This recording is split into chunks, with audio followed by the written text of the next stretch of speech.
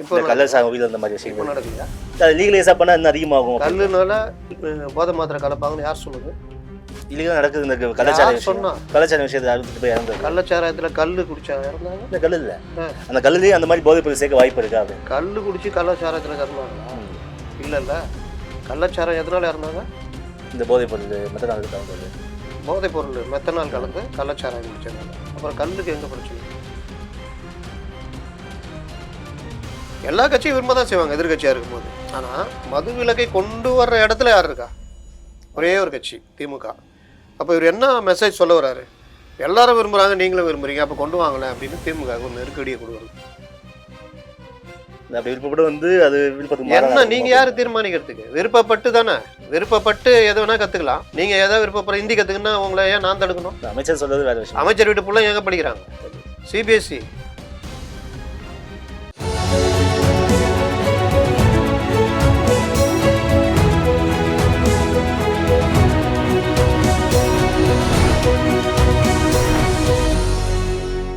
வணக்கம் சார். வணக்கம். ஆதவ அர்ஜுன் நேற்று கொடுத்த ஒரு முக்கியமான பேட்டியில் பார்த்தோம்னா, வட தமிழ்நாட்டில் விசிகா இல்லாமல் திமுக ஒரு தொகுதி ஜெயிக்க முடியாது அப்படின்னு ஒரு பாயிண்ட் குறிப்பிட்டு சொல்லியிருக்காரு. இது எதுக்காக அந்த விஷயம் சொல்லணும்? அது ஆதவ அர்ஜுனுடைய பேட்டி பல விவாதங்களை கிளப்பியிருக்கு. பொதுவாக விசிகானா திமுகவுடைய கூட்டணி கட்சிகள் இந்த 2019 பார்த்தா அவங்களோடையே இணைஞ்சி எது பண்ணாலும் எதை பற்றியும் கேள்வி கேட்காம மௌனமாக இருக்கிறத பார்க்குறோம். இன்றைக்கி கூட ஒரு என்கவுண்டர் நடந்திருக்கு. கூட்டணி கட்சிகளும் மற்ற கட்சிகளை கூட என்னங்க தொடர்ச்சியாக என்கவுண்டர் அதிகமாக நடக்குது, அதுவும் இப்போ தொடர்ச்சியாக அடுத்தடுத்து 3 என்கவுண்டர் சென்னையிலேயே அப்படின்னு கூட யாரும் பேச மாட்டேங்கிறாங்க. லைட்டாக சிபிஎம் லைட்டாக வாய் திறந்துருக்காங்க. ஏன்னா பொதுவாக அவங்க அந்த மாதிரி விஷயங்கள் எதிரானவங்க. அவங்க இப்போ தான் லைட்டாக திறந்துருக்காங்க. அப்போ இந்த மாதிரி தான் இது வரைக்கும் கூட்டணி கட்சிகள் இருந்தது. திருமாவளவன் 2021 அவருக்கு பிரச்சனை வந்துச்சு, 6 தொகுதிகள் மற்ற விஷயங்கள்னு. அதுக்கு பிறகு திருமாவளவன் இந்த பார்லிமெண்ட் இதில் அப்போ தான் ஆதவ அர்ஜுன் கட்சியில் இணைகிறாரு. அதுக்கு முன்னாடி அவர் திமுகவில் எப்படி இருந்தார்? திமுகவுடைய 2021 வெற்றிக்கு அவர் எந்த வகையிலெல்லாம் உதவுனாருன்னு திமுகவுடைய உள்ளே இருக்கிறவங்க கேட்டால் தெரியும். பொதுவெளியில் நம்ம விஷயங்கள் சொல்ல முடியாது. அவர் எந்த அளவுக்கு பயனுள்ளவராக இருந்தார் அப்படின்றது திமுகவுக்கு தெரியும். சின்னவருக்கு ரொம்ப நெருக்கம், மாப்பிள்ளைக்கு ரொம்ப நெருக்கம், ரொம்ப ஒரு சக்தி வாய்ந்த ஒரு இதுவாக இருந்தார். திடீர்னு அவர் விலகி விசிகாவில் இணைஞ்சார். விசிகாவில் இணைஞ்ச பிறகு விசிகா ஒரு 5 தொகுதி கேட்டாங்க எம்பி சீட்டு. அதில் அட்லீஸ்ட் 2 தனி தொகுதி, ஒரு பொது தொகுதின்னு கேட்டாங்க. அது கேட்டது காரணம் ஆதவ அர்ஜுனை நிற்க வைக்கலாம் அப்படின்னு. நான் ஆதவ அர்ஜுனை நிற்க வைக்கக்கூடாதுன்ற எண்ணமோ இல்லை 2 தொகுதி தான் இவங்களுக்கு அப்படின்ற எண்ணமோ தெரியல. இல்லை ஒரு தொகுதி பொது தொகுதி கூட கொடுக்க நாங்கள் அந்த டைம்லாம் பேசியிருந்தோம். ஒரு தொகுதி பொது, 1 தனி தொகுதி, 1ல் விசிகா இவர் திருமாவளவன், 1ல் ஆதவ அர்ஜுன், அப்போ ரவிக்குமார் அவ்வளோதான் அம்பேலு அப்படின்லாம் பேசியிருந்தோம். அப்போ என்ன கருத்து வந்துச்சுன்னா, ரவிக்குமாரை திமுக விட்டு கொடுக்காது, ஏன்னா அவங்களாம் நிலை வித்வான்கள், ஆளூர் ஷானவாஸ், ரவிக்குமார் அவங்களாம், அதனால் விட்டு கொடுக்காது. ஆதவ அர்ஜுனை அவங்க கொஞ்சம் ஒரு மாதிரி தான் பார்க்குறாங்க, நம்மளை விட்டு போன ஒரு இவர் அங்கே போயிட்டு ஒரு ஆளாக வருதா அப்படின்னு. அதனால் வாய்ப்பு இல்லைன்னும் அதே மாதிரி தான் நடந்தது. அப்போ ஆதவ அர்ஜுனுக்கு கொஞ்சம், அதாவது விசிகாவுடைய நிலைமை எப்படி போகுதுன்னா, திருமாவளவன் ஒரு கருத்து சொல்லுவார், திருமாவளவன் மட்டும்தான் சொல்லுவார், என்னைக்காவது திமுகவுக்கு எதிராக ஏதாவது சொல்லுவார், உடனே ஆளூர் ஷானவாஸ், இந்த நிலைய வித்வான்கள், இந்த டிபேட்லாம் நடக்கும்ல ஆதரவு ஊடகங்கள், அதில் உட்காந்துக்கிட்டு திமுக ஸ்போர்ட்ஸ் பர்சனோட ரொம்ப இதுவாக அவர் பேசுவார். இவர் பெருசாக அறிக்கை விடுவார், நம்ம ரவிக்குமார். இப்படி தான் போவோம் வன்னியரசு இவங்க எல்லாம். அப்போ என்னடா இது இப்படி தான் போகுது. மறுபடியும் கொஞ்ச நாளில் திருமாவளவன் போய் முதல்வரை பார்ப்பார், மறுபடியும் கொஞ்சம் இப்படி இதாகும். இது இப்படியே போய்கிட்டு இருந்தது. மது ஒழிப்பு மாநாடுன்னு புதுசாக வரும் பொழுது திருமாவளவன் கொஞ்சம் ஸ்ட்ராங்காகவே பேச ஆரம்பிச்சிட்டார். அப்போ நம்மலாம் கூட சொன்னோம், இது கூட்டணி மாறுதலுக்கான ஒரு அச்சாரமாக துவக்கமாக இருக்கலாம். ஏன்னா 2016 சேம் இதே மாதிரி திருமாவளவன் பண்ணார். அந்த மாற்றம் தான் மக்கள் நல கூட்டணி அமையறதுக்கு வாய்ப்பாக அமைஞ்சது. அதோடைய விளைவு திமுக கிட்டத்தட்ட பெரிய அளவில் தோல்வியை சந்தித்தாங்க. ஆட்சிகளை பிடிக்கிற டைமில் வாய்ப்பு இழந்தாங்க. சேம் அதே 10 வருஷம் கழித்து திருமாவளவனால் மறுபடியும் நடக்க போதா அப்படின்ற ஒரு இது வந்துச்சு. திடீர்னு திருமாவளவன் நாங்கள் அப்படி இல்லை இப்படி இல்லை, அகில இந்திய அளவில் மதுவிலக்காக அப்படின்னாங்க. உடனே இவங்களாம் பாருங்க பார்த்தீங்க தலைவர் என்ன சொன்னார் பார்த்தீங்களா, தேசிய கொள்கையா இது பார்த்தீங்கன்னா தேசிய அளவில் தான் அப்படின்னு ஆலூர் ஷானவாஸ்லாம் பேசினார். கூட்டணி சொல்றதான் அவரும் பேசுவார், கட்சி தலைமை ஆமா. சொல்றதான் அவர் தனிப்படமாக பேச முடியாது. ஸ்போக்ஸ் பர்சன் அவ்வளோதான். திடீர்னு நீங்கள் யார் தான் சொல்கிறேனே ஒரு ஆளை கூப்பிட்டு உட்கார வச்சு ஆலூர் ஷானவாஸ் பேசுகிறத காமிச்சு கீழே எந்த இதுவும் போடக்கூடாது, பேர் மட்டும் போடணும். இவர் யாருங்கன்னு கேட்டால் யாரு திமுக எம்எல்ஏங்க அப்படின்றவாங்க. கட்சி தலைமை இல்லாமல் அப்படி பேச மாட்டார்ல, விசிக தலைமை இல்லாமல் அவரால் அதுதான் அது ஒரு பிரச்சனை ஓடிக்கிட்டு இருக்குது. அது தனி, அது சொல்கிறேன் பின்னாடி வரேன். அப்போ வந்து இவர் என்ன பண்ணுறாரு, அதிமுக வரலாம் தாவேக்கா வரலாம்னா சொல்கிறாரு. மறுபடியும் ஒரு பெரிய புயலாவது இதாவது மறுபடியும் திருமாவளவன் லைட்டாக பல்ட்டி அடிக்கிறாரு. மறுபடியும் என்ன பண்ணுறாரு, அவர் பழைய வீடியோ தூக்கி போடுறாரு, ஆட்சியிலும் பங்கு அதிகாரத்திலும் பங்குன்னு. அது ஒரு பிரச்சனை, மறுபடியும் வீடியோ நீக்கிறாங்க. அவரை கேட்குறாங்க, எனக்கு தெரியாது அட்மின்ன்றாரு. கொஞ்ச நேரம் போது அந்த வீடியோ போட்டுடுறாங்க. அப்போ ஒரு அட்மின்ட்ட கான்டாக்ட் பண்ணியிருப்பாரு, ஏன் போட்டால் ஏன் நீக்கினேன் போடு அப்படின்ட்டு போட்டிருப்பாங்க. நேற்று ஒரு வீடியோ போட்டிருக்காரு. மதுவிலக்குன்றது அனைத்து கட்சிகளும் எல்லா கட்சியும் மதுவிலக்கு விரும்புகிறாங்க, அப்போயும் மதுவிலக்கு வர மாட்டேங்குது. அப்போ மதுவிலக்கு வரணும்னா இது இது என்ன தடை இருக்குது அப்படின்ற மாதிரி கேட்டு பூர்ண மதுவிலக்கு வேணும் அப்படின்னு கொண்டு வராரு. இதில் என்ன, அது எல்லா கட்சிகளும் விரும்புகிறாங்க, ஆனால் மதுவிலக்கு வரல. எல்லா கட்சியும் விரும்ப தான் செய்வாங்க எதிர்கட்சியாக இருக்கும்போது. ஆனால் மதுவிலக்கை கொண்டு வர்ற இடத்துல யார் இருக்கா, ஒரே ஒரு கட்சி திமுக. அப்போ இவர் என்ன மெசேஜ் சொல்ல வர்றாரு, எல்லாரும் விரும்புகிறாங்க நீங்களும் விரும்புகிறீங்க, அப்போ கொண்டு வாங்கலை அப்படின்னு திமுக ஒரு நெருக்கடியை கொடுக்குறது தானே. மக்கள் மக்களால் தேர்ந்தெடுக்கப்பட்ட அரசு, மக்களோட பாயிண்ட் ஆஃப் தான் திமுக பண்ண முடியும். உடனே மதுவிலக்கு மக்கள் வந்து டாஸ்மாக் திறக்க சொல்கிறாங்களா, திறக்கன்னு சொல்லல, மக்களுடைய பாயிண்ட் ஆஃப் அவங்க வாடிக்கையாளராக இருக்காங்கல்ல. வாடிக்கையாளர் திறந்து வச்சா குடிப்பாங்க. நீங்கள் போங்க, உங்கள் வீட்டில் குடிக்கிறவங்க இருக்காங்கன்னா உங்கள் வீட்டில் இருக்கிற லேடிஸை கேட்டு பாருங்கள், விரும்புவாங்களா? லேடிஸ் உங்கள் வீட்டில் இருக்கிற பெண்கள் விரும்புவாங்களா? அவங்க குடிக்க மாட்டாங்க, விரும்ப மாட்டாங்கல்ல. குடினால ஏதாவது குடும்பத்துக்கு நன்மை விளைஞ்சிருக்கா? குடிக்கிறவங்களே கேட்டு பாருங்க, குடிக்கிறவங்களே கேட்டு பாருங்க, என்ன சொல்லுவாங்க? வேறு வழியில் அங்கே பழகிட்டேன், என்னங்க இவ்வளோ செலவாகுது, ஆமாங்க என்னங்க பண்ணுறது, அரசாங்கத்துக்கு வர போகிறேன் ஒரு 100 ரூபா குடிச்சிட்டு வரலான்னு போகிறேன், ஒரு கட்டிங் போட்டு வரலான்னு, ஆனால் என்னங்க பண்ணுறது, குற்ற உணர்வு அவங்களுக்கு இருக்குதா இல்லையா? அப்புறம் எங்கே மக்கள் விரும்புகிறாங்க? இங்கே என்ன பிரச்சனை அப்படின்னா, மது குடிக்கிறதுன்றது எல்லா காலத்தும் எல்லாருக்கும் இருக்குது. கல் குடிச்சிங்கன்னா உடம்புக்கு பாதிப்பு இல்லை, செலவு கம்மி. ஏன் கல் கடைகளை திறக்க மாட்டேங்கிறீங்க? அவங்க சொல்கிற விஷயம் என்னன்னா, கல் சாராயம் கொண்டு வந்தால் இல்லீகலாக வேறு விஷயங்கள் நடக்கும். என்ன நடக்கும்? இந்த போதை மாத்திரைகள் கலக்கிறது, இப்போ கள்ள சாகுவில் அந்த மாதிரி விஷயங்கள் நடக்கலையா? அது லீகலைஸாக பண்ணால் இன்னும் அதிகமாகும். கல்லுனால போதை மாத்திரை கலப்பாங்கன்னு யார் சொன்னது? இல்லீகலாக நடக்குது. இந்த கள்ளச்சாராய விஷயத்தை அறுத்துட்டு போய் இறந்தது. கள்ளச்சாராயத்தில் கல் குடிச்சா இறந்தாங்க? இந்த கல் இல்லை, அந்த கல்லுலேயே அந்த மாதிரி போதை பொருள் சேர்க்க வாய்ப்பு இருக்கா அப்படின்னு. கல் குடிச்சு கள்ளச்சாராயத்தில் இறந்தாங்களா? இல்லைல்ல. கள்ளச்சாராயம் எதனால இறந்தாங்க? இந்த போதை பொருள் மெத்தனால் கலந்தது, போதை பொருள் மெத்தனால் கலந்து கள்ளச்சாராயம் குடிச்சதுனால. அப்புறம் கல்லுக்கு எங்கே பிரச்சனை? இல்லை, அதுலேயும் அந்த மாதிரி ஏதாவது பொருள் சேர்த்துருவாங்களா அப்படின்னு நீங்கள் நினைக்கிறீங்களா? பொதுமக்கள் சேர்க்க யார் நினைச்சா? ஜென்ரலாக அது ஒரு கேள்வி வருது. அதுதான் எங்கே வந்துச்சு? இப்போ கல்ல சாராயம் கொண்டு வராங்க, அது எதாவது மெத்தனால் கலந்து உயிர் இறக்குறாங்க. இதே மாதிரி கல்லையும் கலக்க வாய்ப்பு இருக்கான்னு சாதாரண பொதுமக்களையும் கேள்வி எழுமே. எப்போ கேட்டாங்க? இல்லை, என்னை மாதிரி பொதுமக்கள் கேள்வி வருது. உங்களை மாதிரி பொதுமக்கள் கேட்குறாங்களா? ஒன்றும் பிரச்சனை இல்லை. கல் வந்து பிரச்சனை கிடையாது. கல் வந்து தென்னங்கல் விவசாயிகளுக்கு பிழைக்கிறது. கல்லுன்றது நம்ம பாரம்பரிய இது, சாதாரணமாக குடிக்கலாம். கல் குடிக்கிறதுனால உடம்பு பெரிய அளவில் அந்த ஆல்கஹால் வந்து பாதிக்காது. ஆனாலும் கல் குடிக்கக்கூடாதுன்றது பொதுவான நிலைப்பாடு. சரி, குடிக்க ஆரம்பிச்சிட்டிங்க, போதைக்காக ஏதாவது ஒன்று குடிச்சாகணும். எல்லா வகையும் மூடிட்டீங்க, சாராயத்தையும் மூடிட்டீங்க. சாராயம் எவ்வளோ விலை? 30 ரூபா 40 ரூபா. சாராய கடையும் மூடிட்டீங்க. அப்போ தெரியுதா இதில் இருக்க வியாபாரம்? கல் கிடையாது, சாராயம் கிடையாது. நீ குடித்தா டாஸ்மார்க் தான் குடிக்கணும். டாஸ்மார்க்லேயும் இப்போ மற்ற மாநிலங்களில் மற்ற விஷயங்களோட கம்பேர் பண்ணும்போது இங்கே பெரிய பிரச்சனை இருக்குது. நீங்கள் ஒரு காலத்தில் எல்லா காலத்துலையும் எல்லாம் குடிச்சிட்டு தான் இருந்தாங்க. குடிக்கிறவங்க எல்லாருமே பார்த்தீங்கன்னா ரொம்ப சாதாரணமாக இருப்பாங்க. இன்றைக்கி ஒரு 40-50 வருஷம், ஒரு 20 வருஷமாக அந்த டாஸ்மார்க் குடித்தவங்கள பாருங்கள், 30-35 வயசுலேயே ஒரு 50 வயசு 60 வயசு உடைய தோற்றத்துக்கு வந்துடுறாங்க. உடல் இயலாமை, பல விஷயங்கள். ரெண்டாவது செலவு. சாதாரணமாக ஒருத்தன் குடிக்கிறான், குவார்ட்டர் குடிக்கிறான், அவன் சைட் டிஷ்ஷு மற்ற இதெல்லாம் பார்த்தா ஒரு 300 ரூபா செலவு இல்லாமல் போகிறது கிடையாது. அந்த இடத்துல கல்லோ சாராய கடையாக இருந்தால் 100 ரூபாயில் முடிச்சுட்டு 200 ரூபா வீட்டுக்கு கொடுப்பான். செலவுக்காக டாஸ்மாக் குறைக்கலாம், அவ்வளோதான். ஏங்க நீ கெட்டு போயிட்ட, அதில் கொஞ்சம் ஓரளவு நல்ல விதமாக கெட்டுப்போ, அவ்வளோதான். புரியுதா? ரெண்டாவது டாஸ்மார்க்கு என்ன பிரச்சனை? டார்கெட்டு. கடைகளை மூடுறேன்னு ஏடிஎம் கவர்மெண்ட்டில் கொஞ்சம் 500 கடைகள் மூடினாங்க. இவங்க வந்தோன்னே ஒரு 500 கடையை மூடுறேன்னு மூடினாங்க. ஆனால் எங்கே அதுக்கப்புறம் இப்போ அங்கங்கே கல் கடை, இன்னைக்கு கூட ஒரு போராட்டம் நடந்திருக்குது, கேட்டால் தெரியும் டிஸ்ட்ரிக்டில். கள்ளு கடையை டாஸ்மாக் திறக்கிறாங்க, மக்கள் போராடுறாங்க. டெய்லி நடக்குது. எல்லா இடத்துலையும் திறக்க ஆரம்பிக்கிறாங்க. அப்போ தெரியுதா? 2வது மாவட்ட ஆட்சியர் கூட்டம் நடத்துகிறார். எதுக்கு? நீர்நிலைகள் இந்த மாதிரி பண்ணுறதுக்கு. அதுக்கா? டாஸ்மார்க்கில் ஏன் குறைஞ்சிது விற்பனை? எங்கேயாவது நடந்து பார்த்துருக்கீங்களா? அமைச்சர் வந்து குறைஞ்சது நல்ல விஷயம் தான் அப்படின்னு சொல்லியிருக்காரு. அப்போ ஏங்க ஆய்வு கூட்டம் நடத்தி சஸ்பெண்ட் பண்ணுறீங்க? அமைச்சர் சொல்கிற விஷயம் ஏன் ஆய்வு கூட்டம் அமைச்சருடைய அனுமதி இல்லாமல் கலெக்டர் வேறு எங்கேருந்து வந்துட்டாரா? சொல்லலாம்.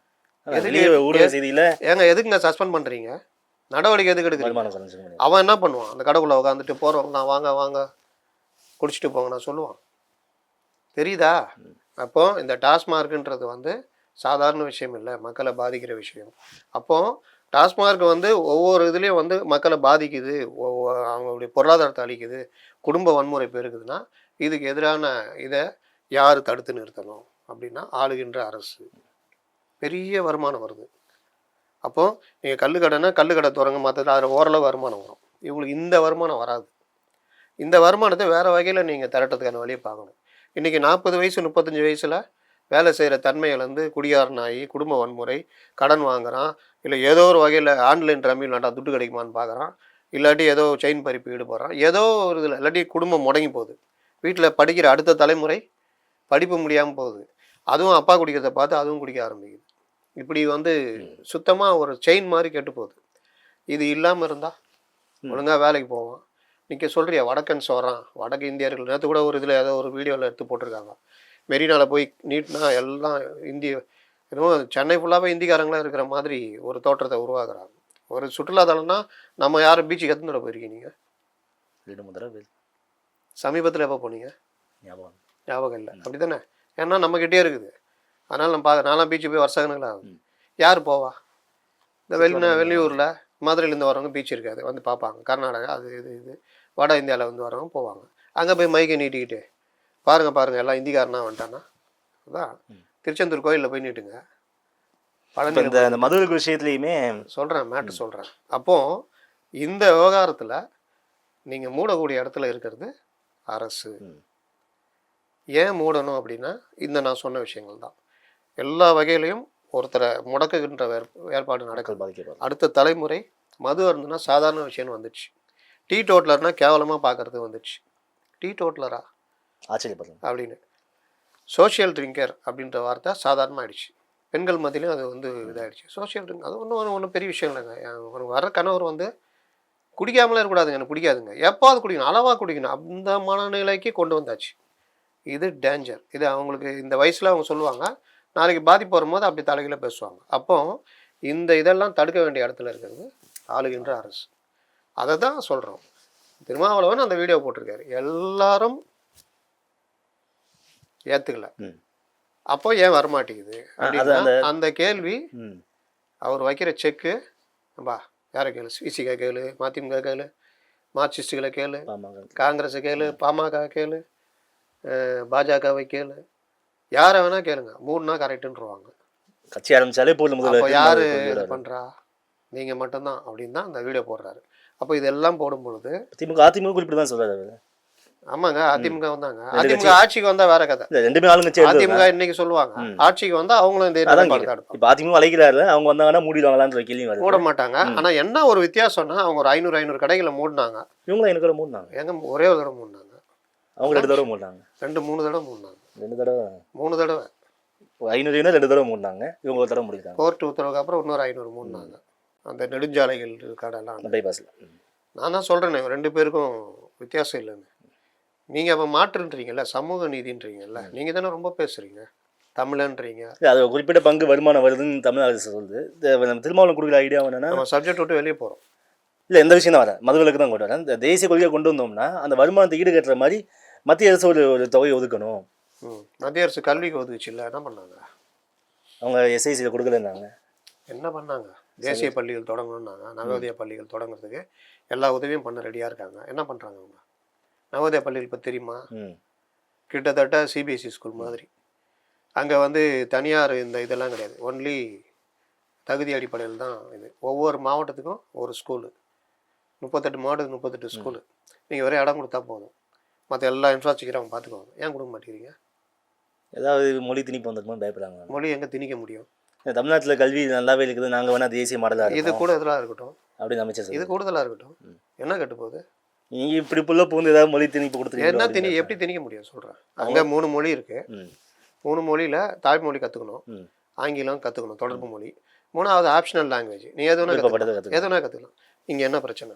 அப்படி விருப்பப்பட்டு வந்து அது விருப்பத்துக்கு என்ன நீங்கள் யார் தீர்மானிக்கிறதுக்கு? விருப்பப்பட்டு தானே, விருப்பப்பட்டு எது வேணால் கற்றுக்கலாம். நீங்கள் எதாவது விருப்பப்படுற ஹிந்தி கற்றுக்குன்னா உங்களை ஏன் நான் தடுக்கணும்? கரெக்டு தான். இந்த அமைச்சர் சொல்றது வேறு விஷயம். அமைச்சர் வீட்டு பிள்ளை எங்கே படிக்கிறாங்க? தெரியல. சிபிஎஸ்சி மெட்ரிக்கில் படிக்கிறாங்களா, கவர்மெண்ட் ஸ்கூலில் கவர்மெண்ட் எய்டடில் படிக்கிறாங்களா? இல்லை ஸ்கூல் நடத்துகிறாங்களா? என்ன ஸ்கூல் நடத்துகிறாங்க? இன்டர்நேஷனல் ஸ்கூல், மெட்ரிகுலேஷன் ஸ்கூல் நடத்துகிறாங்க. எல்லாம் சிபிஎஸ்சி ஸ்கூல் நடத்துகிறாங்க. அங்கே எத்தனை மொழி? 3 மொழி. அங்கே ஹிந்தி இல்லையா? இது எல்லாம் இது எப்படின்னா, ஐயோ பேசணும், ஐயோ இருமொழி கொள்கை, ஐயோ பேசக்கூடாது, பேசணும், ஐயோ நீ திராவிடன்னு கிடையாது, தமிழும் கிடையாது. கொஞ்சம் யோசிங்க, கொஞ்சம் வெளியில் வந்து யோசிங்க. திணிப்பு தவறு, படிக்கிறத தடுக்கிறதும் தவறு. இதை நான் பல இடங்களில் சொல்லியிருக்கிறேன். படிக்கிறத எப்படி தடுப்பீங்க? எனக்கு தேவைங்க, நீ நவோதயா ஸ்கூல் தொடங்கு, என் புள்ள நல்லா அதுக்குரிய தகுதியோடு அந்த என்ட்ரன்ஸ் பாஸ் பண்ணானா படிக்கட்டும். என் புள்ள தமிழ் படிக்கணும், இங்கிலீஷ் படிக்கணும், ஹிந்தி கூடுதலாக படிக்கணும்னு நான் விரும்புகிறேன். நீ ஏன் தடுக்கிற? அப்படி நான் விரும்புனா நான் எங்கே போய் சேர்க்கணுன்ற நிலைமை இன்னைக்கு இருக்குது. டிஏவி, வேலம்மாள், சைதன்யா என்னால் சேர்க்க முடியாதுங்க. நான் என்ன பண்ண முடியும்? 3வது மொழி கற்றுக்கணும். இருமொழின்னு வச்சுக்கிட்டு இருக்கீங்க கவர்மெண்ட் ஸ்கூலில். அப்போ ஒரு தலைமுறையா எத்தனையோ தலைமுறை பாழாகி போய்கிட்டு இருக்கு. உங்களுக்கு ஹிந்தி தெரியுமா? ஃப்ரெஞ்சு தெரியுமா? 3வது லாங்குவேஜாக தெரியுமா? தமிழ் தெரியாது. இன்னைக்கு தமிழை காக்கிறேன்றீங்களா? தமிழில் யாராவது எழுத சொல்லுங்கள் பார்ப்போம். பிழை இல்லாமல் எழுத சொல்லுங்கள் பார்ப்போம். தமிழ் இருக்கா? தங்கிலீஷ் இருக்கா? தமிழ் இருக்கா? தங்கிலீஷ் இருக்கா? தங்கிலீஷ் டைப் பண்ணுறது ட்விட்டர்லேருந்து எதில் வேணால் எடுத்துங்க. தமிழில் யாராவது போடுறாங்களா? தமிழில் யாராவது போட சொல்லுங்கள், தமிழில் எழுத சொல்லுங்கள் பார்ப்போம். அப்புறம் என்னத்த தமிழை காத்துட்டீங்க நீங்கள்? அதனால் இதெல்லாமே இந்த பேச்செல்லாம் பேசக்கூடாது. நான் சொல்ல வர்றது, இந்த மாதிரி இருக்கிற நிலைமையில் மூட வேண்டிய இடத்துல இவங்க இருக்கிறாங்க. திரும்ப ஆரம்பிச்சிருக்காரு. திரும்பவுடைய கட்சியில் இருந்துக்கிட்டு நிலைய வித்வானாக இல்லாமல் ஆதவ் அர்ஜுன் கரெக்டாக அடிக்கிறார் போட்டு. அவர் அடிக்கிற பாயிண்ட்டு எதுவுமே தப்புன்னு சொல்ல முடியாது. அவர் என்ன சொல்கிறாரு? கூட்டணி பலத்தால் தான் நீங்கள் ஜெயிச்சிங்க. இதை நான் பல முறை சொல்லியிருக்கேன். கூட்டணி பலம் இல்லைன்னா திமுக கிடையவே கிடையாது. திமுக தனித்து நின்று ஜெயிச்சதா வரலாறே கிடையாது. அதிமுக ஜெயிச்சிருக்கு, 2014 ஜெயிச்சிருக்கு, 2016 ஜெயிச்சிருக்கு. ஆனால் கூட்டணி பலம் இல்லாமல், குறிப்பாக காங்கிரஸ் விசிகா இல்லாட்டி காங்கிரஸ் பாமக இது இல்லாமல் திமுக ஜெயித்ததாக வரலாறு இல்லை. 2019 கூட்டணி, 2014 ஒரு மாதிரி மனநிலையில் இருந்தார் ஸ்டாலின். காங்கிரஸ் தேவையில்லை, 2G இதுக்காக தேவையில்லைன்னு முடிவெடுத்தார். செதறி நின்னாங்க எல்லாரும். ஈஸியாக ஜெயலலிதா ஜெயிச்சாங்க. 2016 200 சீட்டு திமுக ஜெயிக்கும். அன்றைக்கி இருந்த அந்த சுனில் அவருடைய ஸ்ட்ராட்டஜி டீம் சொல்லிச்சு, நீங்கள் அப்படியே சைக்கிளில் போங்க, டீ சாப்பிடுங்க, வடை சாப்பிடுங்க, நமக்கு நாமே, நீ வாட்டில் வாக் போங்க, கலராக ட்ரெஸ் போடுங்க. ஜெயலலிதா கூட இருந்த சுனில் தானே பண்ணாரு. பிரசாந்த் கூட இருந்து தான் பண்ணாரு. சுனில் டீம் அது. பிரசாந்த் கிஷோர் தனி டீம். பண்ணுங்க, நீங்கள் போங்க, ஜெயலலிதா மேலே வெறுப்பாக இருக்காங்க, உங்களுக்கு ஓட்டு உண்டுன்னாங்க. ஆனால் அடிப்படை விஷயம் கலைஞருக்கு மட்டுமே தெரிஞ்சிருந்தது. இது எல்லாம் இது கிடையாது.